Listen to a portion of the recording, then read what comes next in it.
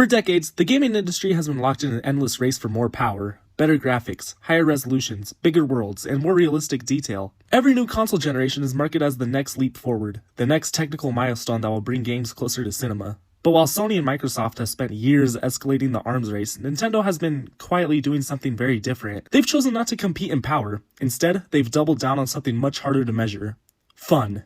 And that choice has shaped one of the most unique and successful identities in gaming history. Before art direction, before world design, before story, and long before graphical power, Nintendo focuses on the feeling of play itself. They design around interaction, how movement feels, how buttons respond, and how even the smallest mechanic sparks curiosity or joy.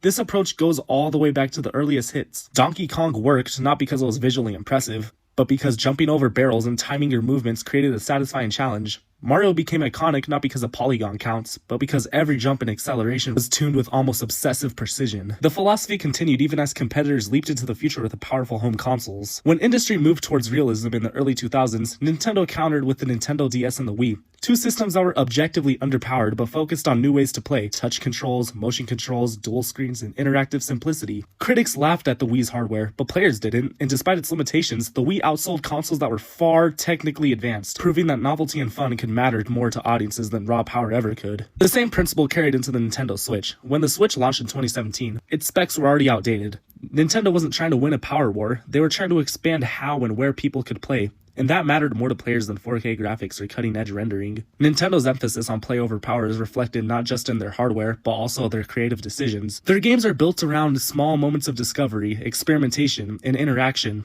In Breath of the Wild, the joy comes from physics systems that encourage you to play with fire, wind, metal, and movement in ways the games don't explicitly tell you. In Mario Odyssey, it's the creativity of controlling enemies with Cappy. In Splatoon, it's the chaotic satisfaction of swimming through ink. These ideas aren't driven by graphics, they're driven by imagination. But Nintendo's philosophy also means accepting limitations. Their focus on intuitive play often requires abandoning industry trends, avoiding unnecessarily realism, and embrace stylized visuals that age slowly but maintain personality. As a result, their games may not always look the most advanced, but they remain recognizable and timeless. Ultimately, Nintendo succeeds because they understand something in the industry often forgets. Players don't return to games because they look real. They return because they feel good to play. Nintendo has built an entire identity around this idea, a belief that innovation is measured not in teraflops, but in curiosity, creativity, and joy. While other companies battle for graphical dominance, Nintendo has chosen a different path, one defined by imagination rather than raw power. And as long as they continue to value fun as the heart of the game design, they'll always stand apart from the rest of the industry.